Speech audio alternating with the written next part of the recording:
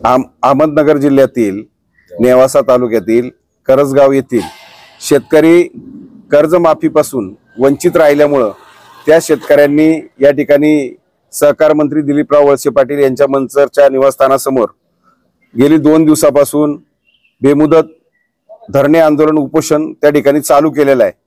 या ठिकाणी त्या भागातले सरपंच अशोक टेमक हे काल माझ्याशी फोनवरून दूरध्वनीवरून बोलले।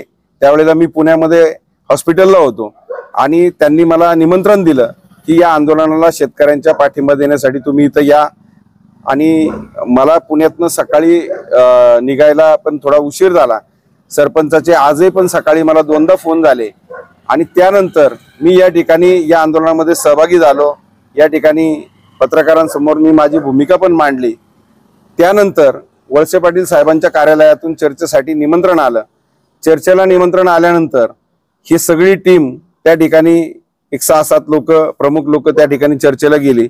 त्याच्याबरोबर ह्या मंडळींनी मलाही चर्चेला त्या ठिकाणी बोलवलं आणि मी चर्चेला त्या ठिकाणी गेलो। सगळ्यात शेवटी ही मंडळी गेल्यानंतर मी आतमध्ये चर्चेला वळसे पाटील साहेबांनी लगेच भूमिका घेतली, प्रभाकर ही लोक मला भेटायला आलेली आहेत, तू चर्चेसाठी इथं थांबू नको किंवा तू बाहेर गेलं चालेल। त्यानंतर मी एवढंही म्हणालो, साहेब ही चर्चा होत असताना मी एक शब्दही बोलणार नाही। ही सरपंच बरोबर आहे ना, तर मी एक शब्दही बोलणार नाही। मला फक्त मी त्यांच्याबरोबर आलोय, मला काय चर्चा होती ते फक्त ऐकायचं।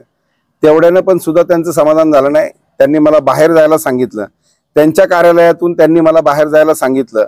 ही अत्यंत माझ्या दृष्टीने नाही, शेतकऱ्यांच्या दृष्टीने खेदजनक बाब आहे। मी एका संघटनेचा, शेतकऱ्यांच्या संघटनेचा पुणे जिल्हा अध्यक्ष म्हणून त्या ठिकाणी काम करतोय। मलाही त्या ठिकाणी काय घडतं हे पाहायचं होतं, ऐकायचं होतं, चर्चा कशी होती। कारण सरकार लेवलला अनेक चर्चा त्या ठिकाणी होत असतात, परंतु त्याचं पुढे काय होतं हे आम्हाला चांगलं माहिती आहे।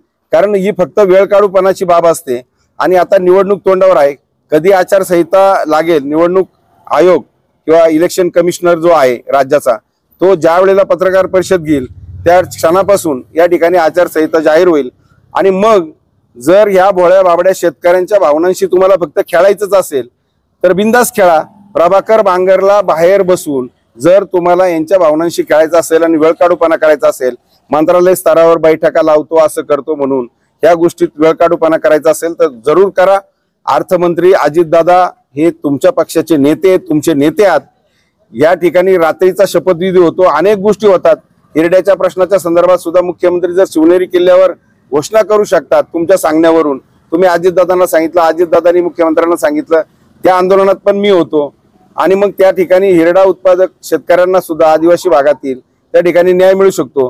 त्याच धर्तीवर तातडीनं या शेतकऱ्यांच्या बाबतीत 2017 सालीची कर्जमाफीची योजना आहे आणि मग तुम्ही हे पाहायला पाहिजे की जे 30% लोक याच्यापासून वंचित राहिलेले त्याच्या संदर्भामध्ये अर्थमंत्र्यांशी तुम्ही बोलायला पाहिजे। मंत्रालयात बैठका लावून काय करता? अर्थमंत्री अजितदादा तुमचे नेते आहेत, त्या ठिकाणी तुम्ही त्यांच्याशी बोलून निर्णय घ्यायला पाहिजे होता आणि या लोकांना त्या कर्जमाफीतून लाभ मिळवून द्यायला पाहिजे होता। हा सरळ भाग आहे। तुम्ही त्यांच्या समोर डायरेक्ट अर्थमंत्री अजितदादांशी तुमच्या नेत्याशी बोलले असते तर आम्हाला वेगळं वाटलं असतं, परंतु तुम्ही फक्त आता चाल ढकल या ठिकाणी करतायत आणि तुम्हाला फक्त वेळकाढूपणा करायचा आहे। आणि आपल्या दारासमोर ही जे शेतकरी येऊन बसलेले आहेत, या शेतकऱ्यांना फक्त वाटाण्याच्या अक्षाचा दाखवायच्यात की काय, ही शंका आता माझ्या सारख्याला या ठिकाणी यायला लागलेली। कारण यांचे अनुभव मला आहेत, कारखान्याच्या स्थळावरती सुद्धा मला किती त्रास दिला त्या ठिकाणी। वळसे पाटील कसे सगळ्यांना माहिती आहे। मुद्दा असा आहे, जे शेतकरी तो विषय घेऊन आले त्यांचा नेमका प्रॉब्लेम तुम्ही समजून घेतलाय? ते कसे आहेत म्हणजे माझे अनुभव मी सांगतो, ते पाहुणे आहेत मला, त्या बिचाऱ्यांना त्यांचा अनुभव नाहीये, मला आलेल्या वाईट अनुभव मी त्या ठिकाणी सांगतोय। मुद्दा असा आहे, ज्या गावच्या सोसायटीची लोक आली त्यांचा प्रॉब्लेम रिअल काय आहे? त्यांचा प्रॉब्लेम हाच आहे ना, जी कर्जमाफी सरकारने जाहीर केली राज्य सरकारने, त्याच्यामध्ये या कर्जमाफीमध्ये ही लोक त्यापासून वंचित ठेवलेले आहेत, यांना त्याचा लाभ झालेला नाही। हा यार असं म्हणाल की चुकीचं पण म्हणतात, तिथल्या सोसायटीच्या सचिवावर म्हणून त्यांनी फॉर्म भरले नाही, त्याच्यामध्ये बसत नाही, खरं तुमचं खरं? अहो यार, आता हे समोर माणसं आहेत ना, मला सांगा ही सत्य परिस्थिती काय? सरपंच सांगते बोललो नाही का त्यांना, शेजारचे संस्थे 100 राहिले ते कुठं लाभ मिळाला? मग तिथं जर तिथला संबंधित आहेत का? नाही, त्या सोसायटीचा सचिव हयात असताना, कार्यरत असताना त्या ठिकाणी 100 लोकांना जर लाभ मिळत नाही, हा न्याय कुठं न्यायचा आणि मग? आपले पात्र म्हणून सांगितलं 212. आणि यांच्या सचिवावरती जर कारवाई झाली असेल ती हे समजू शकतो, मग शेजारच्या सोसायटीमध्ये 100 लोक का वंचित राहिले, शेतकरी का वंचित राहिले, याचे उत्तर द्यावं यारने. 6.5 लाख आहे. दुसरं 6.5 लाख लोकांना या योजनेचा लाभ मिळाला नाही. हा फक्त करजगावच्याच लोकांचा प्रश्न नाही, 6.5 लाख लोकांचा, राज्यातल्या शेतकऱ्यांचा हा प्रश्न आहे. याच्या बाबत मंत्री महोदयांना सुद्धा माहिती असेल किंवा ER सुद्धा माहिती असेल. आता मुद्दा असा आहे, शिवस्वराज्य यात्रा निघते, जनसंवाद यात्रा त्यांची निघणार आहे. ही सगळे लोक शेतकऱ्यांना फार कळवळ आहे असं म्हणतात. यातलं कोणी इकडे फिरकत पण नाही. नाही, हे सगळे एका माळेचे मणी, हे सत्ताधारी असो विरोधक असो, आम्ही गेले अनेक वर्ष हे सगळं पाहतोय. 78 वर्ष बोलतो की आम्ही कोण सुपात. हे बघा, आता सुद्धा आमची जी चर्चा चालू होती, वाणी साहेब तुम्ही उशिरा आले, इथं माझे सगळे शेतकरी बांधव बसलेले. मी सगळ्या राजकीय पक्षांना काडीवाडा हे सांगत होतो त्यांना, कारण हे सगळे आरामखोर एकच आहेत. गेली 78 वर्ष देशाला स्वातंत्र्य मिळून झाली, काँग्रेसने सत्ता उपभोगली, तिसऱ्या आघाडीचे सरकार होतं.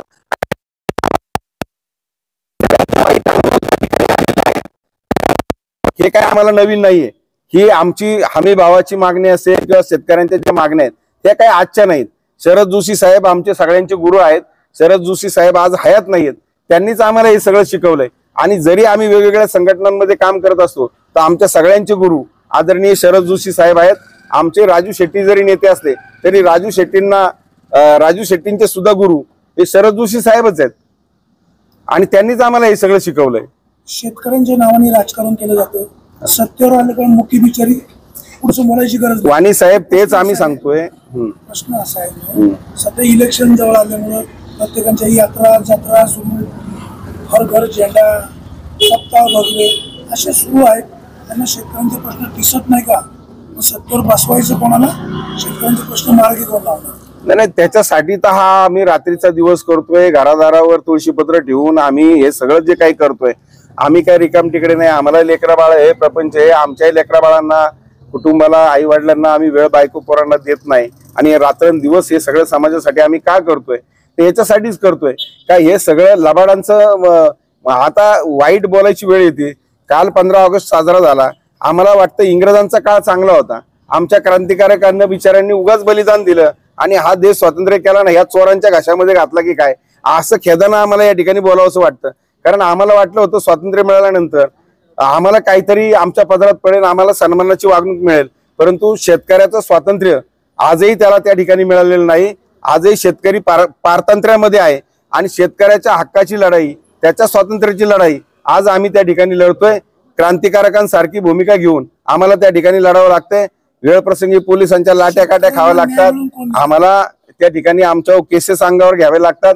अनेक गोष्टी आहेत. शेतकऱ्याला न्याय मिळून शेतकऱ्यांनीच आता एकत्र यावं लागेल आणि शेतकरीच एकत्र आला तर शेतकऱ्याला न्याय मिळून देईल. आणि शेतकऱ्यांसाठी इमानदारीनं, प्रामाणिकपणे काम करणारे लोकप्रतिनिधी, मग सामान्य माणूस असू द्या, सामान्यातला माणूस सुद्धा कसा सभागृहामध्ये जाईल. कारण कायदे धोरणं ही सगळी सभागृहामध्ये ठरतात, संसदेमध्ये ठरतात, विधिमंडळामध्ये ठरतात. परंतु धनदांडग्या लोकांना सगळेच पक्ष उमेदवारी त्या ठिकाणी देतात आणि मग गोरगरिबाचं, सामान्य माणसाचं या ठिकाणी काही चालत नाही. आणि सामान्य माणसाच्या भोळेपणाचा फायदा घेतला जातो. इलेक्शनच्या काळामध्ये आता काय काय फंडे वापरले जातात सगळ्यांना सगळं माहिती. आता तुम्ही म्हणता ना यात्रा जत्रा, आता पार आमच्या घराची माती थोडी करतील. कारण यांचं एकदा भागलं, मतदान एकदा झालं का यांना काही घेणं देणं नाही. कोणी मेला काय, जगला काय, शेतकऱ्याने आत्महत्या केली काय, काय केलं काय. आंदोलन होतंय, काही लोक बाहेरून मजा पाहत आहेत. अरे वा, आनंद आहे, चांगली बाब आहे. मग ते शेतकऱ्यांचे प्रश्न सोडायला इथे येत का नाही? अहो, आम्ही सांगितलं नाही, हे एकही लायकीचे नाहीत. आम्ही त्यांचाही अनुभव घेतला की आज आता मी डायरेक्ट बोलतो ना, शिवसेना असेल, उद्धव ठाकरे साहेबांची शिवसेना असेल किंवा शरद जोशी साहेबांचा, शरद पवारांचा राष्ट्रवादी काँग्रेस पक्ष असेल. पवार साहेब होते की 4 वेळा मुख्यमंत्री होते, केंद्रामध्ये संरक्षण मंत्री होते, कृषी मंत्री होते. पण आमचं मूळ दुखणं तसंच आहे ना, ते मूळ दुखणं सुटलेलंच नाही आमचं. आज शेतीमालाचं उत्पादन खर्च वाढत चाललाय, शेतकऱ्याला शेती करायचं अवघड होत चाललंय. अनेक संकट. आता माझ्या पुढे 3 शेतकऱ्यांचं ऊसाचं जळीत झाल्याची तक्रार माझ्याकडे आली. अनेक संकट. आता माझ्या 1 महिना नाही झाला, माझ्या गावामध्ये घोणत चावून आमचा शेतकरी भुईमुगाचं झाड उपटायला गेला शेतामध्ये, तर घोणत चावून त्याचा मृत्यू झाला. बिबट्याचं संकट आहे. अनेक संकट शेतकऱ्याची, म्हणजे अभिमन्यू सारखं त्याला सगळ्यांनी चक्रव्यूहामध्ये घेरलंय. पण त्याच्याबाबत कोणाच्याही मनामध्ये जराशी संवेदना नाही. म्हणजे इतकं आमच्याशी वाईट सगळे लोक वागतायत. शेतकरी संघटनेमध्ये आपण अनेक शक्ल पाहतो. आता मी परवा त्या पिंपरखेडला एक माणूस पाहिला, शेतकरी संघटनेचा अध्यक्ष, एका पक्षाचा माणूस आमदार होईपर्यंत मी चप्पल घालणार नाही अशी शपथ घेतली. आता मी कोणावर विश्वास ठेवायचा? मी तुम्हाला सांगतो, त्याच्याबाबत त्यांना फोन पण मी केला. काय झालं, गेल्या वर्षी भीमाशंकर कारखान्यांनी त्यांचा ऊस तोडला नाही, त्याचा राग त्यांच्या मनामध्ये होता आणि त्या रागापोटी ते मला म्हणले की मी असं असं बोलून गेलो. ठीक आहे, मी म्हणलं तुम्ही एक चप्पल घालणार बिगर चप्पलचं फिरणार. ते रघुनाथ दादा शेतकरी संघटनेचे तालुका अध्यक्ष आहेत, माऊली डोमे म्हणून. पण ठीक आहे, आता त्यावेळेला ते भावनेच्या भरामध्ये काही गोष्टी बोलून गेल्या असतील, तरी पण मी त्यांना म्हणणं, माऊली आपण एका जबाबदार संघटनेचे तालुका अध्यक्ष आहे, असं पटकन भूमिका नाही घेतली पाहिजे. ठीक आहे, अजून इलेक्शनला टाइम आहे, आपली काय धोरणं ठरतील, पॉलिसी ठरल, त्यानुसार आपण भूमिका घेतली पाहिजे. तर त्या मताशी मलाही त्या गोष्टी थोड्याशा खटकलेल्या आहेत. या शेतकऱ्यांना न्याय मिळेल तोपर्यंत मिळेल. तुमची भूमिका काय आणि यांना नेमका पाठिंबा कसा? पासून सगळ्या गोष्टी बंद होतात. सरकार आता हेच येईल का, पुढे कोणतं येईल याची गॅरंटी नाही. आमचं म्हणणं आहे की तातडीनं, जसं इमर्जन्सी तुम्ही काही गोष्टी करता पटापट, तुम्ही ठरवलं तर रात्रीचं सुद्धा सगळ्या गोष्टी करता. पाटे शपथविधी होते, रात्रीचे सगळे कोर्टाचे कामकाज रात्रभर चालतं, कधी कधी एखाद्या खटल्याच्या बाबतीत सगळ्या गोष्टी रात्रीच्या होतात, पाटे होतात, सगळं होतं. मग जर खरंच जगाचा पोशिंदा शेतकरी अन्नदाता याच्याबद्दल जर तुमच्या मनात खरोखर संवेदना असतील आणि तुम्हाला खरंच यांना लाभ द्यायचा असेल आणि खरोखर यांना न्याय द्यायचा असेल, तर तुम्ही तातडीनं भूमिका घेऊ शकता. काय हे यांच्या डाव्या हाताचा मळ आहे, वळसे पाटील साहेबांच्या सुद्धा डाव्या हाताचा मळ आहे. आणि त्यांनी जर खरोखर, मी तुम्हाला सांगतो, या शेतकऱ्यांना न्याय मिळवून दिला ना, तर मी त्यांचं खरोखर अभिनंदन, हार घेऊन जाऊन त्यांना हार घालेल. पण त्यांच्या हातात आज त्यांचे उपमुख्यमंत्री अजितदादा पवार, त्यांचे नेते आज अर्थमंत्री आहेत, त्यांना या कुठलीच गोष्ट अशक्य नाहीये. त्यामुळं वेळ काढूपणा करणं हे आम्हाला अजिबात पसंत नाहीये. मंत्रालयात बैठक लावतो, हे करतो, अशा अनेक गोष्टी आता मला वेळ पुरणार नाही त्याच्यासाठी सांगायला. मंत्रालयामध्ये फार मुख्यमंत्र्याबरोबर झालेल्या बैठका, त्याचं काय झालं, आम्ही इलेक्ट्रॉनिक वजन काटे, डिजिटल वजन काटे करा, ही मागणी मुख्यमंत्र्याकडे केलेली, अजून ती पूर्ण झालेली नाही. कारण आज जर डिजिटल इंडियाचा नारा आहे, सगळं डिजिटल झालंय, तर मग 200 कारखाने डिजिटल करायला काय अवघड आहे तुम्हाला? मग तुम्ही जर सज्जन आहात, तुम्ही काटामारी करत नाही, तर करा की डिजिटल वजन काटे, ऑनलाईन वजन काटे करा की. मग ती सुद्धा मागणी आमची मान्य नाही झाली. आंदोलन होतंय, मंत्री निवासस्थानाच्या जवळ येत आहेत, ह्या शेतकऱ्यांना भेटायला येत नाही, कसं पाहता? आणि याला काही राजकीय वास आहे का? नाही, राजकारणाचा विषयच नाही, ही वस्तुस्थिती आहे. त्यांच्याकडचे डॉक्युमेंट जर तुम्ही पाहिले, यांचा लढा काय आजचा कालचा नाहीये. कोणी राजकीय वास? नाही नाही नाही, कोणीच नाही हो. एकमेव सरपंचांनी मला बिचाऱ्यांनी फोन केला म्हणून मी इथं आलोय. मी काय असाच बळच आलोय अशातला भाग नाही, कारण मी चळवळीमध्ये अनेक वर्ष काम करतो. त्याच्यामुळं असा काही विषय नाहीये, याच्यात राजकारणाचा विषय नाही. हे बिचारे कामधंदा सोडून इथपर्यंत का आले, तर खरोखर त्यांच्यावर अन्याय झालेला आहे की ही जी कर्जमाफी झाली त्याच्यापासून हे सगळे शेतकरी वंचित राहिलेले आहेत, त्यांना त्याचा लाभ झालेला नाही आणि ते त्यांचा हक्क न्याय मागण्यासाठी या ठिकाणी. आणि जर कुठल्याही गोष्टी तुम्ही राजकारण म्हणून जर पाहणार असाल तर मग नाही, त्यांनाच म्हणतोय, तुम्हाला नाही म्हणत, त्यांनाच म्हणतोय. तुम्ही नेते मंडळी किंवा मंत्री महोदय, तुम्ही जर सगळ्याच गोष्टीकडे राजकारण म्हणून जर पाहणार असाल, तर मग आता आम्ही उद्या कुठल्या गोष्टीसाठी न्याय मागायचाच की नाही, हा मला प्रश्न पडतो. म्हणजे अवघड आहे सगळं हे. म्हणजे प्रत्येक गोष्टीत तुम्हाला फक्त राजकारण दिसतं. आता हे पहा की तुम्ही तपासा, सगळं पहा की खरोखर ही शेतकरी या लाभापासून वंचित आहेत की नाही, कर्जमाफीपासून वंचित आहेत की नाही, हे सगळं दिसतंय की. असं सगळं असताना सुद्धा तुम्हाला राजकारणाचा वास कसं काय येतो तिथं, मला तेच काही कळत नाही.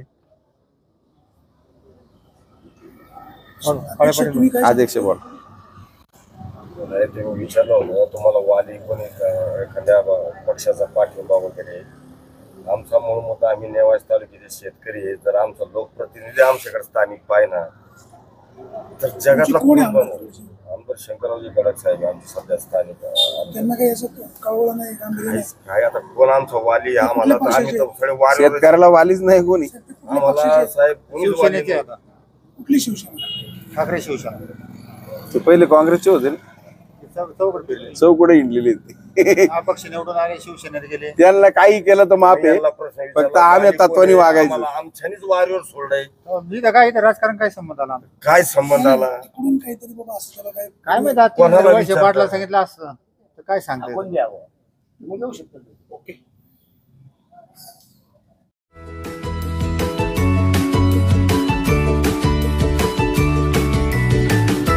बातम्या शेतीच्या, बातम्या मातीच्या,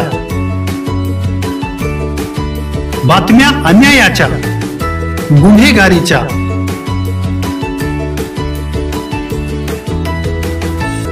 राजकारणाच्या आणि समाजकारणाच्या, शोषणाविरुद्ध बुलंद आवाज, जनसामान्यांच्या हुंकाराची गाज, सत्कार्याला प्रोत्साहन, दुष्कृत्याला अनुशासन, निर्भीड, निस्पृह, सडेतोड, बेधडक आणि रोखठोक म्हणजेच विघ्नहर टाइम्स. शोध बातमीचा, ध्यास सत्याचा. आपलं चॅनल, आपली बातमी. सबस्क्राईब तर कराच, पण बेल आयकॉनवर क्लिक करायलाही विसरू नका.